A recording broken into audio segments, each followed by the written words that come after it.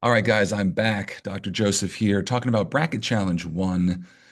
And right now, we're going to take you through maybe the most important piece of our bracket challenge, which is where we're citing either directly or through our own words the evidence that's going to support our topic sentence. So when you think about writing an essay that's argumentative, or really any essay, it really all comes back to that thesis statement, right? What are you trying to show us? What are you trying to prove?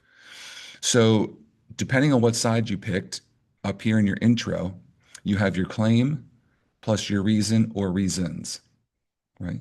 So, my claim, it's my contention that participation awards are needed because some of you are on that side, some of you are on the other. Doesn't matter. And then my reasons were kids exceed expectations academically and physically, and children also feel as though they have accomplished something and can reach their goals. Now, you'll see throughout my presentation that I don't stick to the same claim and reasons just for examples, but all of you will, right? You have your claim, you have your reasons, those are never going to change. But everything that we do has to go back and support those things. And so in the next video, what we did after that is we came down for body paragraph 1 and we talked about your topic sentence. And your topic sentence should be your claim plus your first reason put together.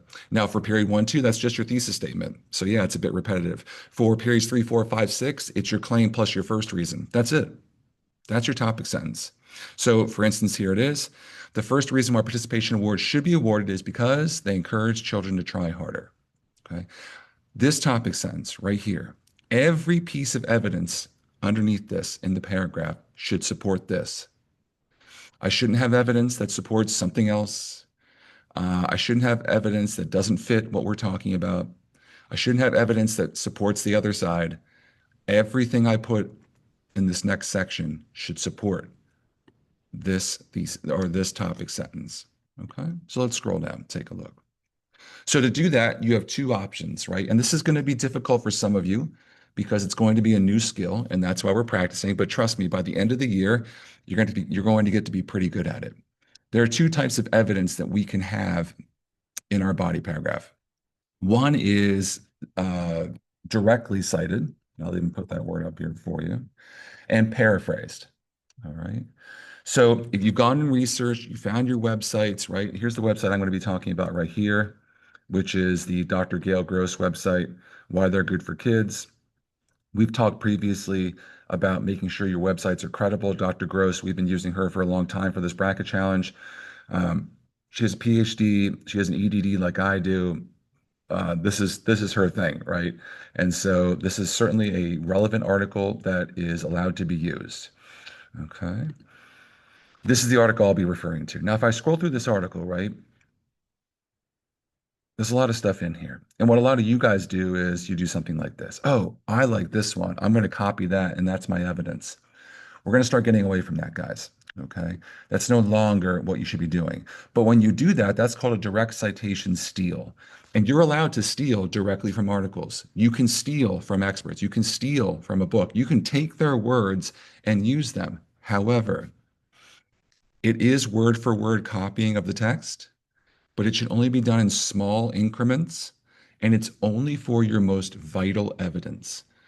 Okay. It's not going to be whole paragraphs. It's not going to be 3 sentences worth of information. It's going to be you reading it and going, of everything I read, the most important piece of evidence that proves my topic sentence, that's what I want to directly cite. And then we have our paraphrase citation. These are your words.